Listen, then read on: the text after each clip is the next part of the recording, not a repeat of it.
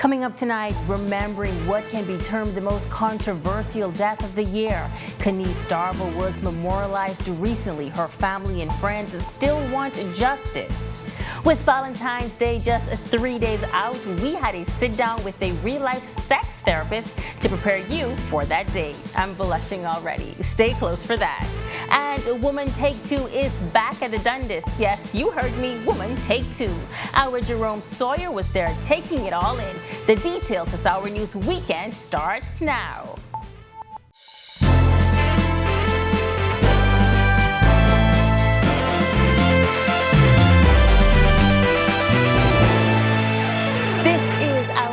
Weekend edition. Thank you so much for tuning in. I'm Megan Shepard.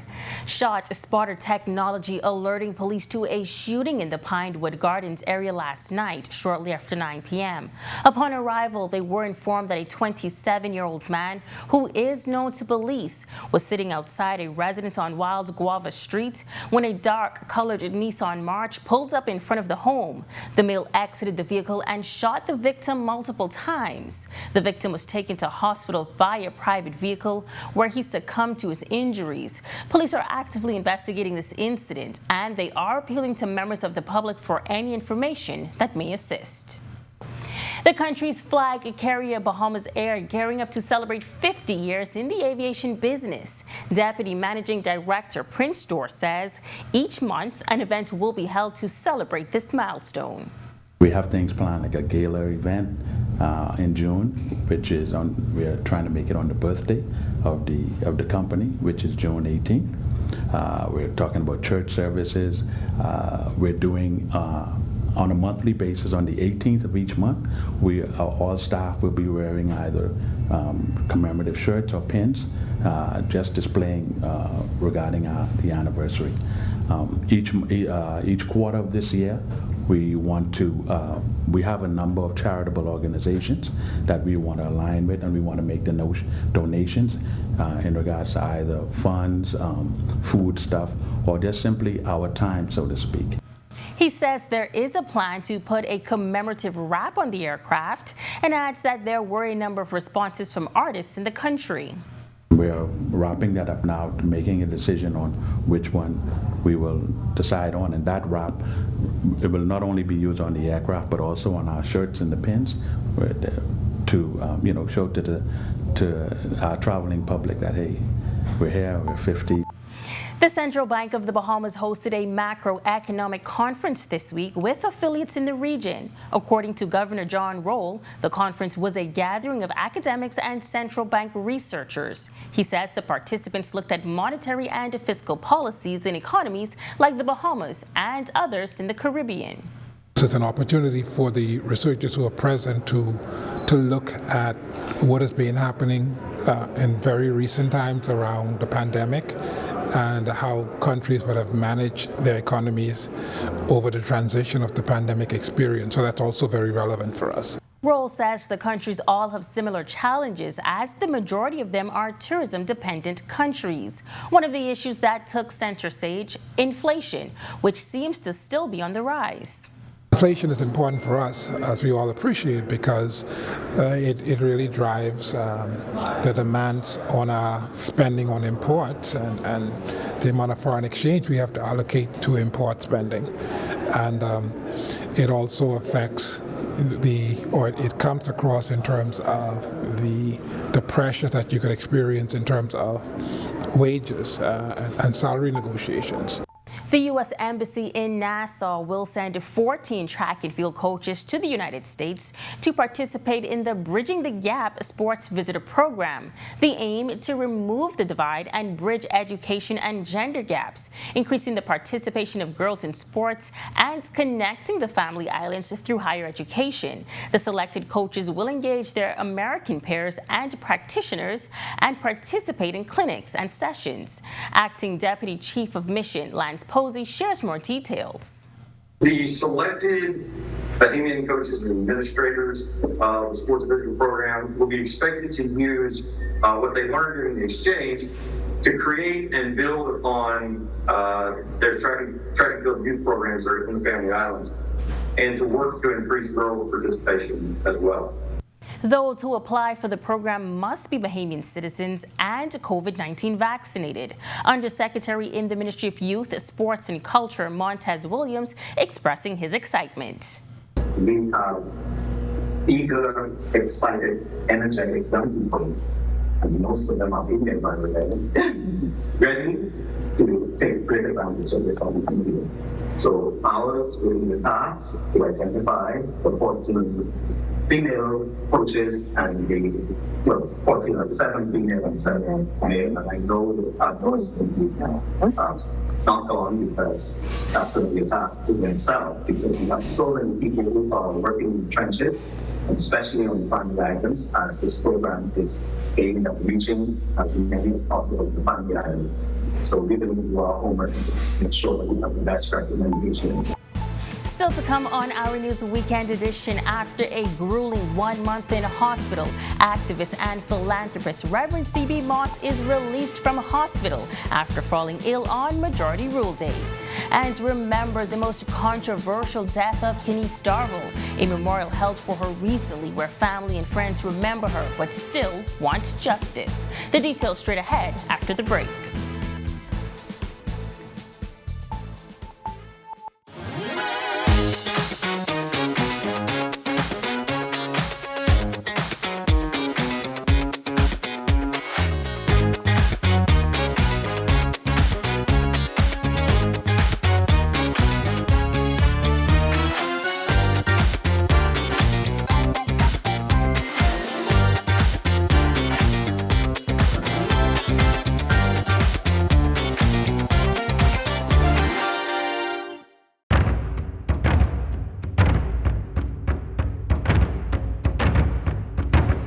It's time now to meet the starters.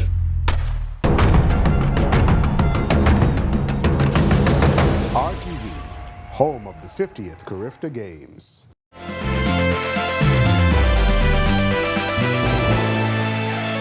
Welcome back. Some good news tonight. Reverend C.B. Moss was released from Doctors Hospital today after suffering cardiac arrest in January.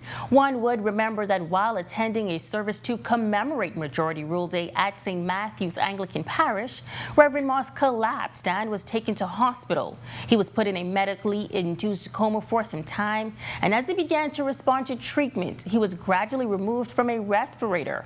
One doctor on Reverend Moss's team referred to him as a miracle. Reverend Moss will continue to recuperate at home and will start physical therapy soon.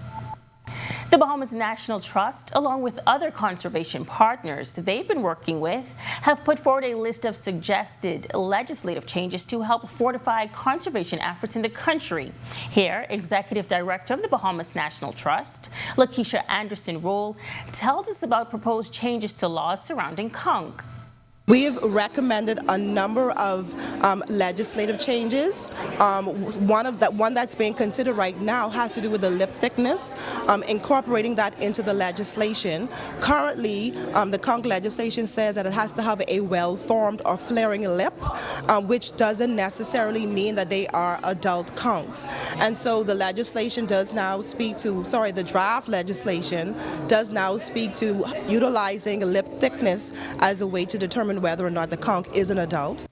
They have also offered suggestions on laws pertaining to the export of conch and details for the new Fisheries Act. Other recommendations were made in terms of export of conch. That is still up for debate, but we know that the Department of Marine Resources have been circulating the regulations for the new Fisheries Act, and they have been conducting stakeholder consultations throughout the Bahamas to gather input and feedback from stakeholders before advancing the legislation. So we're still waiting for that to be put into action, and so we continue to support the government, but we also continue to advocate for legislative reform that speaks to the conservation of those critical species. Meantime, loved ones of the late Kenise Darville gathering this week to remember the young wife and mother who died last month at the Princess Margaret Hospital. Tonight, those who loved her say they will continue to fight for her justice. Jamila Mizik reports. It was an emotional evening for family and friends as they gathered to remember the life of a wife, mother, daughter, and friend. 33-year-old Kenise Darville died last month after the mother of three was admitted to the Princess Margaret Hospital on January 2nd. On January 11th, before her untimely death, Darville took to social media bringing light to the situation, which sparked national attention to reports of alleged negligence at PMH and the dire need for blood in the hospital's blood bank, this forcing the Prime Minister to tour PMH and hospital administration to have a blood drive. It is a harsh reality her family and friends are still trying to come to grips with. To me, Kenise, you will always be remembered as a change agent, phenomenal woman, and a fighter. Now an investigation has been launched to find out exactly what went wrong. However, in the meantime, her loved ones say they will continue to push for justice. It's sad that she had to be the victim, but her voice will not be silenced. It will not be silenced because there has to be a change, and that was her main message in her Facebook Live. She did not have to go that way. She did not, because there's so much people who could have helped, but because of the negligence, it was too late. And hopefully no one else has to suffer the same fate, because for her to leave behind 3 young boys and so much family and friends who genuinely love her, it's sad, and it has to be a change at some point. But their fight will not stop there. Her family and friends say they will continue to honor her life by helping others. Before she passed away, she had spent a few weeks in hospital prior to the last stay in hospital, and she had actually begun to organize a blood drive. And so in her passing, we thought to honor her by starting a foundation, and we're having our first inaugural blood drive. We would love for you to come down. It'll be such a blessing to us to be able to, like she put it, to be able to help those that are in need, those that haven't went live, those that, are still in hospital, still in need of blood. Ever since she passed, we saw tons of flyers. The blood bank is in dire need of blood, so if you would come out and support, please. Now the blood drive takes place this Valentine's Day at the University of the Bahamas, beginning at 10 a.m. Reporting for Our News, I'm Jamila Missick. Thanks for that report, Jamila. Coming up after the break, Junior Junkanoo is back in 2023. We spoke to some of the participants. Stay close for that story. It's 3 days away from Valentine's Day. Hear from a sex therapist who gets down to business. Just what kind of romantic business? Well, you will just have to wait and see. Stay close.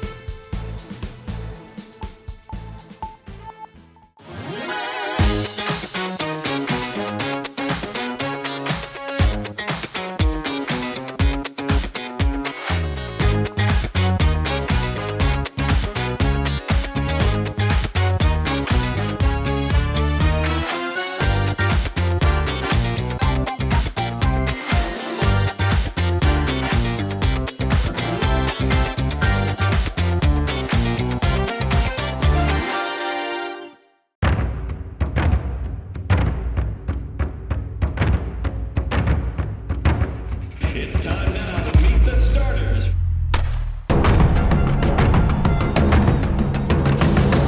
RTV, home of the 50th Carifta Games.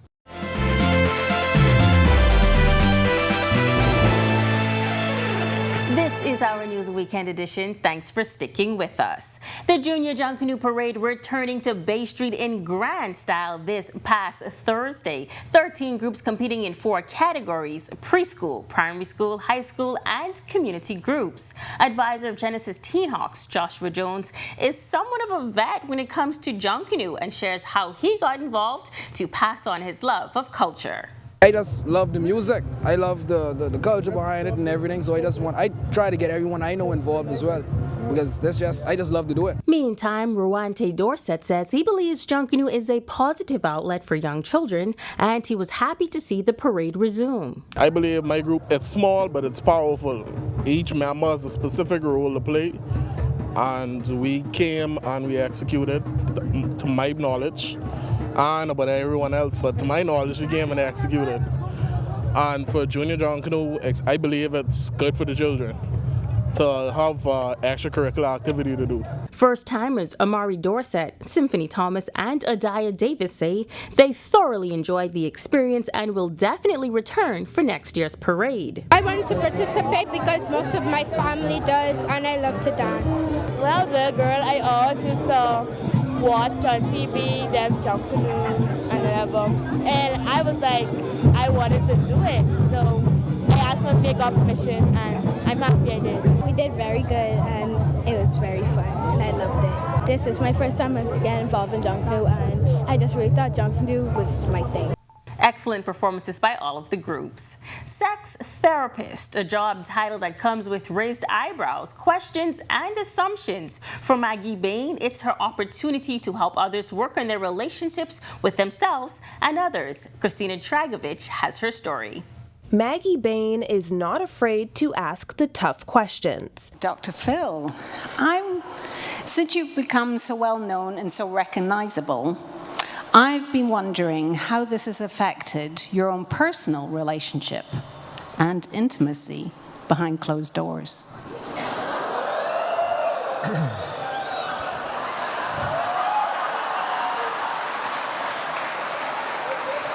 I'm the bare naked coach. Well, I'll start out this way. Robin has said many times, "Don't you Dr. Phil me, buddy." Bain, a relationship and intimacy specialist, put Dr. Phil on the spot and at ease about his personal life.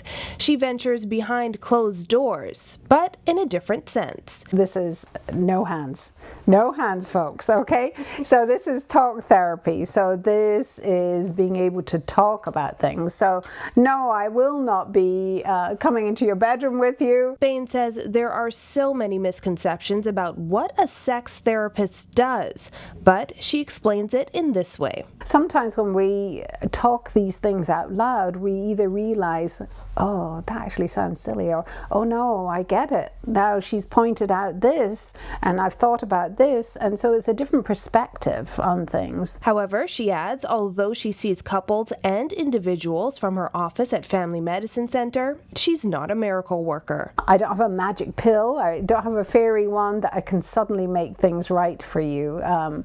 Couples are with me an hour and a half every week, and the rest of the time, I give you, playtime instructions, or however, whether you want to call it exercises or whatever. Bain qualified for sex therapy in 2009 after quite a long career in healthcare. I've had over 30 years as a nurse and, midwife, gynecology, infertility, plastic surgery, and so all of that is entwined in our sexuality and how we feel about ourselves. All the way through my nursing career, we have an ease, obviously, of talking about medical words and terminology, and so I had counseled, I'd help people through painful areas of their lives and very delicate things, and so I had always said, I'd love to be a sex therapist. Taking a look at her life and what she wanted for herself helped her to make the leap to sex therapist. Many women reach this stage where our children are growing up, and so it's like, what are we going to do? What for ourselves? And so, good old Google, and I spent a lot of time thinking, and I decided I really want to become a sex therapist, and found that I could train in West Palm Beach, and so I'm Florida board certified sex therapist. And part of taking that step was listening to herself and choosing not to settle. You can have an extraordinary life that is extraordinary for you, and so I encourage everybody not to settle. Reporting for Our News, I'm Christina Dragovich. Well, there you have it. Thanks for that report, Christina. And Valentine's Day is on the way, and so are cooler temperatures and the weather report. Hang close. And Woman Take Two is back. Yes, that famous play by Telsey Roll. Jerome Sawyer has the details when we come back from the break.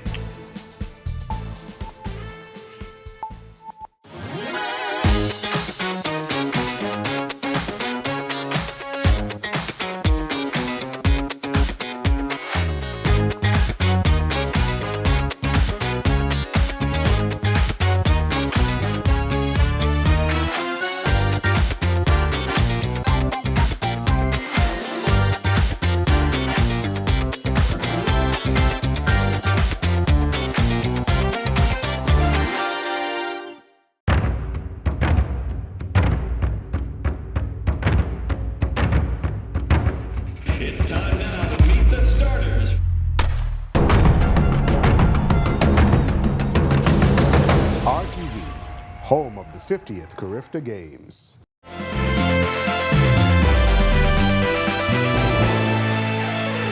Welcome back. It seems like 20 toes weather will be just in time for Valentine's Day. Well, that's what I'm predicting, but here's the weather forecast from the professionals so you know just how to plan that special day.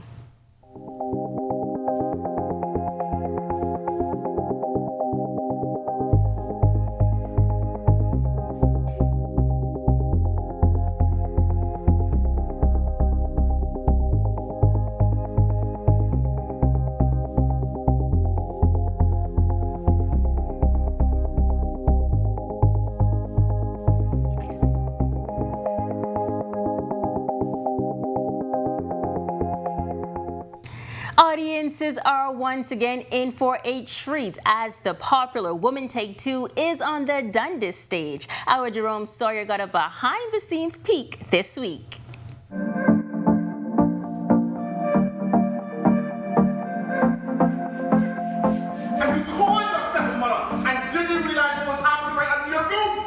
Whether it's the tycoon, sweetheart and Harold, his long-suffering wife Emma, their damsel in distress daughter Sonia, or the ambitious Haitian Bahamian with dreams of being his own boss, Lionel Joseph, audiences are in for a treat as Woman Take Two goes for another blockbuster performance on the Dundas stage. The popular play written by the late Telsine Turner Roll is an hilarious tale of love, deception, ambition, and good old Bahamian life. Set in New Providence in a pre-independent Bahamas, it is still as relevant today as it was when first written. I think the audience will be proud of the strong work that Bahamian theater is, the work that Telsine Turner has brought. You know, people were beating down the door to be in this play because they all knew it. They knew it. They were, you know, I know I want to play this one. I want to play that character. People, they know it, and that's the one thing about this production that we had to really emphasize with the cast is everybody coming to see this play. They know the lines, man. They know the lines. So it's been wonderful working on it, and I really wanted to bring to life, you take a look at the set, I really wanted to bring to life the period so that people feel it, whether it's the music, whether it's the colors, all of it. I wanted to really bring that to life. The very ambitious main character, Lionel Joseph, provides audiences with the realities of being Haitian in a Bahamas where his kind are not necessarily seen as equal. It doesn't matter that where someone comes from, what their heritage might be, if they're dependable, if they're willing to work, if they have ambition and a drive to go somewhere, it doesn't really matter where they come from. Also, I'm going to say this. If you need to say something to your significant person, don't beat around the bush. Just say it, because it could avoid some problems that may come later.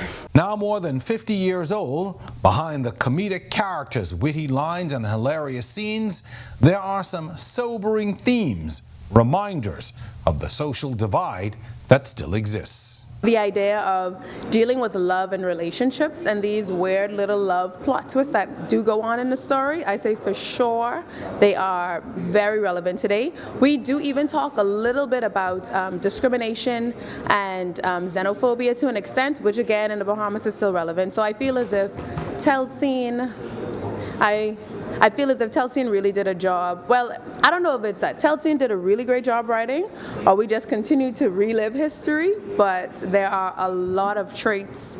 Even, I tell my niece, if we get pregnant, we can't do certain things. The people with money, they could do that, and that's still the case today. Reporting for Our News, I'm Jerome Sawyer.